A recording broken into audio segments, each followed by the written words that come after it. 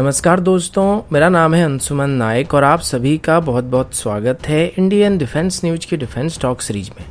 जहां पर हम रोज नए नए डिफेंस अपडेट्स के बारे में बात करते हैं। अब डिटेल में जाने से पहले ज़रा सुर्खियों पर नज़र डालते हैं।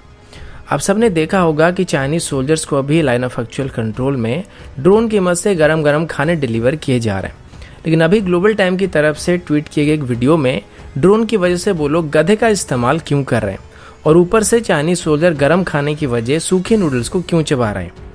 यूएस की मीडिया रिपोर्ट के मुताबिक भारत अभी एडिशनल राफेल जेट को ऑर्डर करने के लिए एक सेपरेट डील को तैयार कर रही है। डीआरडीओ की रीसेंट रिपोर्ट के मुताबिक निर्भय मिसाइल की टेस्टिंग फेल होने के पीछे कोई मेजर इशू सामने नहीं आया है और जल्दी ही दोबारा इसकी टेस्टिंग को चालू किया जाएगा। डीआरडीओ की तरफ से आज नाग मिसाइल का एक और सफल परीक्षण को किया गया है और ये नाग मिसाइल का आखिरी यूजर ट्रायल होने वाला है। कमोर्दा क्लास की आखिरी anti submarine warfare corvette INS Kavaratti को अभी फॉर्मली इंडियन नेवी में शामिल किया जा चुका है। इसी महीने के अंत से पहले भारत की तरफ से कुछ और मेजर मिसाइल की टेस्टिंग करने का संकेत दिया गया है और अभी बे ऑफ बंगाल और अरेबियन सी दोनों में इंडियन नेवी की तरफ से वार्निंग को इशू किया गया है। और अंत में म्यांमार को किलो क्लास की सबमरीन डिलीवर करने के साथ साथ म्यांमार की डिफेंस मार्केट में कब्जा करने के लिए भारत के पास एक बढ़िया मौका होने वाला है। ऐसे ही कुछ और खबरों के बारे में हम आज की वीडियो में बात करने वाले हैं, तो चलिए देर न करते हुए आज की वीडियो शुरू करते हैं। आज की पहली अपडेट भारत और चाइना को लेके है। जैसे कि अभी लाइन ऑफ एक्चुअल कंट्रोल में दोनों ही तरफ से काफ़ी हैवी डिप्लॉयमेंट किया गया है और इसी दौरान बीच बीच में चाइना की ग्लोबल टाइम की तरफ से हमारा मनोरंजन का पूरा ध्यान रखा जा रहा है और रेगुलर बेसिस पर पीपल लिबरेशन आर्मी के अलग अलग वीडियोज को पब्लिश किया जाता है, जहां पर कभी कोई फायरिंग ड्रिल होता है तो कभी ड्रोन की मदद से लॉजिस्टिक पहुंचाने की बात दिखाई जाती है और एकदम गरम गरम खाने की रेसिपीज को ड्रोन की मदद से पीपल लिबरेशन आर्मी के फॉरवर्ड पोजीशन में मौजूद उनके जवानों के पास पहुंचाने की बात दिखाया जाता है। लेकिन जैसे कि ऑनलाइन शॉपिंग में एडवर्टाइजमेंट तो बहुत ही खतरनाक लेवल का होता है, लेकिन असल में ऑर्डर करने के बाद जब हमको इसकी डिलीवरी मिलती है तब जाके पता लगता है कि हमने जिसको रिंकी समझा था वो तो रिंकू भाभी है। ठीक इसी तरीके से अभी ग्लोबल टाइम की तरफ से एक और वीडियो को ट्वीट किया गया है और ये वीडियो करीब 7 मिनट लंबा है, जिसमें पीपल लिबरेशन आर्मी के लॉजिस्टिक सपोर्ट को दिखाने की कोशिश की गई है। पर इसमें पीपल लिबरेशन आर्मी गधों की मदद से खाने पीने का सामान फॉरवर्ड पोजीशन पर लेके जा रही है और इसी बात को लेके अभी चाइना का काफी मजाक उड़ाया जा रहा है। लेकिन इसमें सबसे ज्यादा मजे तो स्पुतनिक की तरफ से लिया जा रहा है और ये लोग ग्लोबल टाइम की उस वीडियो में जाके कमेंट सेक्शन से एक एक पंच लाइन को ढूंढ के निकाल रहे हैं। अब इस वीडियो को अगर आप लोग पूरा देखेंगे तो इसमें चाइनीज सोल्जर्स को ऊपर जाने में दिक्कत हो रही है और बीच बीच में उनको ऑक्सीजन भी दिया जा रहा है। तो आप सबको अंदाजा लग गया होगा कि जो ड्रोन्स का ड्रामा किया जा रहा था ये फिल्मी या टिकटॉक वीडियो के लिए तो ठीक ठाक है, लेकिन असल जिंदगी में इसको लाइन ऑफ एक्चुअल कंट्रोल में इस्तेमाल नहीं किया जा सकता है। अब इसी वजह से इंडियन आर्मी की तरफ से पहले से ही 2 हम वाले ऊंटों का ट्रेनिंग शुरू कर दिया गया था। फर्क सिर्फ इतना है कि हमारी आर्मी प्रैक्टिकल आर्मी है, जबकि चाइनीज आर्मी शो ऑफ करने पर ज्यादा विश्वास करता है। और मेरे हिसाब से कम अब जाके ग्लोबल टाइम की तरफ से उस ड्रोन वाली वीडियो में ये डिस्क्लेमर ऐड कर देना चाहिए कि इस वीडियो में दिखाए गए सभी आइडिया पूरी तरीके से काल्पनिक है, जिसका वास्तविक जीवन के साथ दूर दूर तक कोई संबंध नहीं है। अगला अपडेट राफेल जेट को लेके है। जैसे कि अभी इंडियन एयरफोर्स को राफेल की पहली बैच डिलीवर किया जा चुका है और अगले महीने हमको राफेल की एक और बैच को डिलीवर कर दिया जाएगा। तो कुल मिलाकर इंडियन एयरफोर्स में अभी 10 राफेल जेट ऑपरेशनल होने वाली है।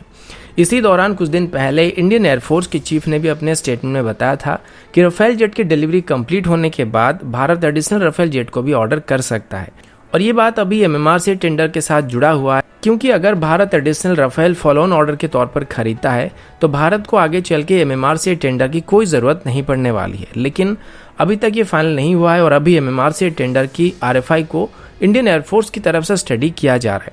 इंडियन एयरफोर्स के चीफ के मुताबिक अभी इस बात को लेकर डिस्कशन किया जा रहा है कि एडिशनल राफेल खरीदा जाएगा या फिर MMR से 2 डील को आगे बढ़ाया जाएगा। ऐसे में यहाँ पर इन दोनों के अपने अपने फायदे हो सकते हैं या फिर नुकसान हो सकते हैं।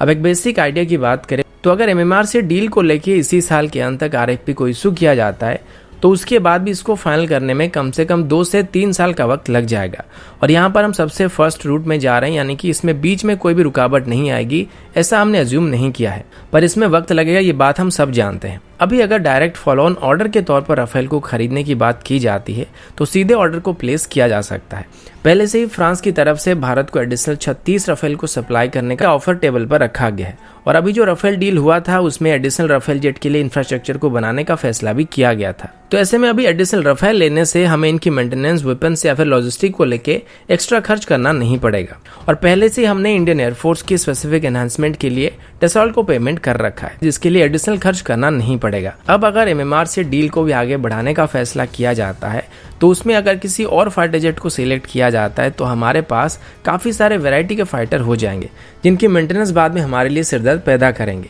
और पिछली बार भी एमएमआर से डील के अंदर बस राफेल और यूरो फाइटर ही हमारे रिक्वायरमेंट के अंदर फिट आ रहे थे। तो ऐसे में अगर इसके अंदर भी राफेल जेट को सिलेक्ट करना है तो फोकट में वक्त बर्बाद करने का कोई पॉइंट नहीं बनता है और इंडियन एयरफोर्स को ये बात पहले से अच्छी तरीके से पता होगी कि वो कौन सा फाइटर जेट लेने वाले हैं और कौन इंडियन एयरफोर्स की रिक्वायरमेंट में फिट होने वाला है। इसीलिए उनके लिए डिसीजन लेना काफ़ी आसान है। और अभी कुछ मीडिया रिपोर्ट के मुताबिक इंडियन एयरफोर्स की तरफ से अभी गवर्नमेंट से एडिशनल राफेल जेट को लेने के लिए बातचीत किया जा रहा है, लेकिन इसमें जो राफेल को खरीदा जाएगा वो भारत में ही बनाए जाने वाले हैं और इसमें टेक्नोलॉजी भी ट्रांसफर किया जाएगा। अब इसमें कितने फाइटर जेट खरीदे जाएंगे ये क्लियर नहीं हुआ है, लेकिन अगर यहाँ पर टेक्नोलॉजी ट्रांसफर और लोकल मैन्युफैक्चरिंग की बात किया जा रहा है तो शायद एमएमआर से डील को यहाँ पे कैंसिल करने की बात किया जा रहा है और राफेल की एक लार्ज स्केल ऑर्डर को यहाँ पे प्लेस करने की प्लानिंग किया जा रहा है। ऐसे में ऑफसेट की वजह से और मास प्रोडक्शन की वजह से ये राफेल जेट हमको वर्तमान के राफेल के मुकाबले काफी ज्यादा सस्ते पड़ सकते हैं और बदले में राफेल की टेक्नोलॉजी भी भारत को मिलने वाली है। लेकिन कितना टेक्नोलॉजी यहाँ पे भारत के साथ शेयर किया जाएगा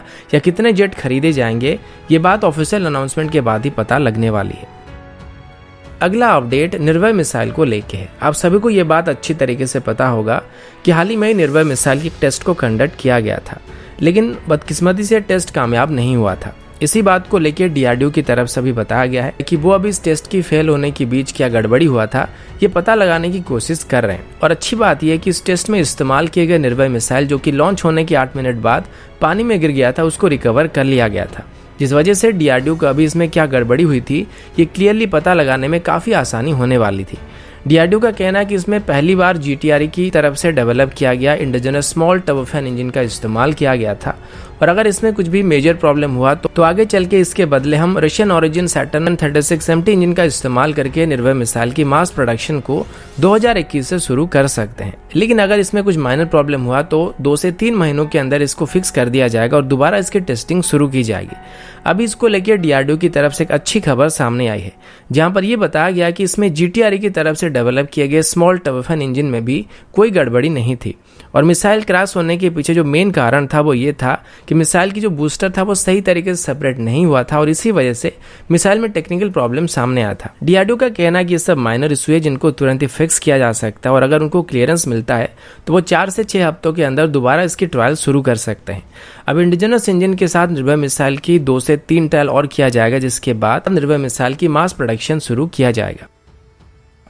अगला अपडेट नाग मिसाइल को लेके है। आज डीआरडीओ की तरफ से एक बार फिर से नाग मिसाइल की एक और सफल परीक्षण को कंडक्ट किया गया है। इस टेस्ट को आज राजस्थान की पोखरण फायरिंग रेंज से कंडक्ट किया गया था। अब ये नाग मिसाइल का फाइनल यूजर ट्रायल था, यानी कि अब से नाग मिसाइल को फॉर्मली इंडियन आर्मी में ऑपरेशनल किया जा सकता है। नाग मिसाइल की बात करें तो एक 3rd जनरेशन का fire and forget anti tank guided missile है जिसमें टॉप अटैक कैपेबिलिटी मौजूद है और ये आज की दौर के सभी मॉडर्न मेन बैटल टैंक्स की आर्मर को पेनिट्रेट कर सकता है। अब आमतौर पर जितने भी मेन बैटल टैंक्स होते हैं इनका आर्मर फ्रंट से या फिर साइड से काफी ज्यादा टफ होते हैं और इनको पेनिट्रेट करना काफी मुश्किल होता है, लेकिन आज भी टॉप सेक्शन से सभी मेन बैटल टैंक्स काफी कमजोर होते हैं और इसी वजह से नाग मिसाइल आसानी से किसी भी मेन बैटल टैंक से आर्मर को पेनिट्रेट कर सकता है, क्योंकि ये टैंक्स पर वहां जाके वार करता है जहां पर इसका आर्मर सबसे ज्यादा पतला होता है। इस बार नाग मिसाइल की जो टेस्टिंग कंडक्ट किया गया था उसमें एक्चुअली एक वॉरहेड मौजूद था और आज इसको सुबह के करीब 6:45 के आसपास नैमिका कैरियर से फायर किया गया था।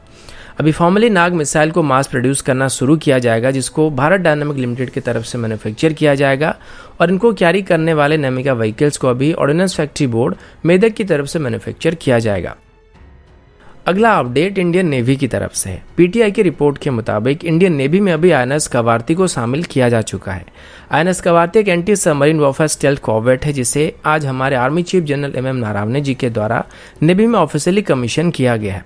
इस तरीके के टोटल 4 वेसल को P-28 प्रोजेक्ट के अंदर बनाया जा रहा था और INS कवारती उसी सीरीज का आखिरी वेसल था। INS कवारती में मॉडर्न इलेक्ट्रॉनिक्स और सेंसर सिस्टम दिए गए हैं जो कि किसी भी तरह के सबमरीन को डिटेक्ट कर सकता है और अभी इसके सभी सिस्टम को पूरी तरीके से चेक किया जा चुका है और इसके सभी सी ट्रायल कंप्लीट हो चुके हैं और अभी एक फुली कॉम्बैट रेडी कंडीशन में जिसको तुरंत ही किसी भी मिशन के लिए डिप्लॉय किया जा सकता है। एंटी सबमरीन ऑपरेशन के अलावा इसमें खुद को डिफेंड करने के लिए भी सफिशिएंट मात्रा में डिफेंसिव सिस्टम मौजूद है और इसको लॉन्ग रेंज के ऑपरेशन में भी डिप्लॉय किया जा सकता है। इस वेसल को अभी GRSA की तरफ से मैन्युफैक्चर किया गया है, लेकिन इसका जो डिजाइन है उसको इंडियन नेवी की इन हाउस डिजाइन ब्यूरो यानी कि डायरेक्टर ऑफ नेवल डिजाइन की तरफ से डिजाइन किया गया था और इसमें अभी 90% के आसपास इंडियन सिस्टम का इस्तेमाल किया गया है।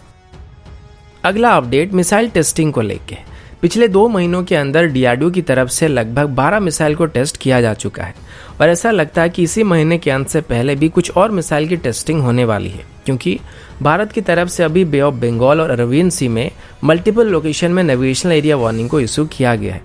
अरबियन सी की बात करें तो अरबियन सी के ऊपर लगभग 28 और 30 तारीख के बीच एक वार्निंग को इशू किया गया है, लेकिन ये जो वार्निंग था ये काफ़ी बड़े एरिया में इशू किया गया है जो कि लगभग 25,220 स्क्वायर नॉटिकल माइल के इलाके में फैला हुआ है और इसके अंदर गोवा से लेकर कर्नाटका और महाराष्ट्र के कुछ एरिया भी शामिल है।